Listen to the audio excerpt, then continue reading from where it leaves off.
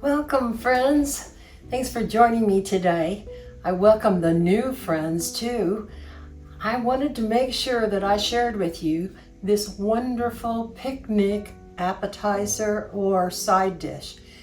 Most people think about bringing deviled eggs to parties and picnics.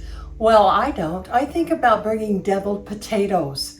And I felt I really needed to share this recipe with you, especially this time of year. So I'm going to show you how to make deviled potatoes. They are delicious. Let's get started. Let's start by taking a pound of small potatoes. I call them petite size. I've got red potatoes, but you can use Yukon Gold. Then you're going to want to oil the potatoes and poke them with a fork. Then coat the potatoes with salt. Next, we're going to bake these potatoes in a 350-degree oven for 40 minutes. My potatoes have finished, so now I'm going to carefully cut 1/3 of the top off of each potato.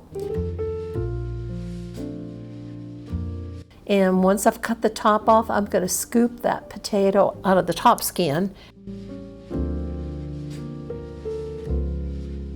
Then I will carefully cut the potato itself around the edges.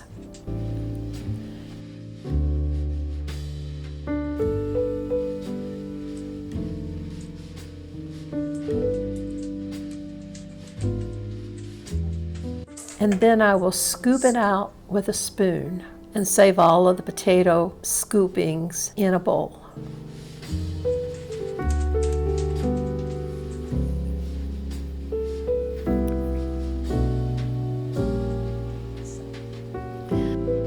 Now, once you have all the potatoes scooped out, you will want to put them back into the oven for 10 minutes. Now, while these are baking, if you're enjoying this video, please subscribe and become a part of this channel's family. Also, please leave a comment. Let me know what you think of these deviled potatoes and any other ideas you have for great finger foods. Let's go on and start making the stuffing for those potatoes. We're going to mash up these potatoes.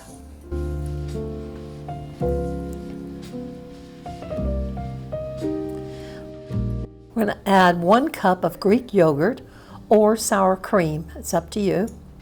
And then we want to zest about 1 to 2 teaspoons of lemon rind.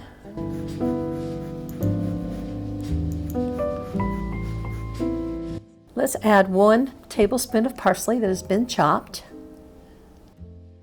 and 1 tablespoon of fresh dill that has been chopped. Now add 1 tablespoon of whole grain mustard, and then let's stir that up. This is so good. Your guests are really going to enjoy this. They'll like this just as well as they like deviled eggs. Now let's add 2 tablespoons of capers. You might want to rinse the brine off of the capers to manage the salt. I just don't add extra salt to my mixture. And then let's stir those in. This is such an easy recipe. I always use it as a go-to recipe. Now that our potato shells have cooked for that 10 minutes, we let them cool a little, and then we take the filling and go on and press it into the shells. And you're going to have more filling than you have room for in your shells. So I always save that and make it into some kind of a salad or have it on crackers. Anyway, it's always good as a little leftover.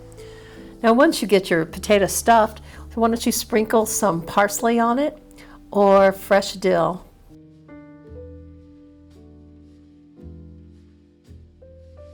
Look how they turned out. They are so delicious and so easy to make. You'll always choose to make deviled potatoes instead of deviled eggs. Bye, and thanks for watching.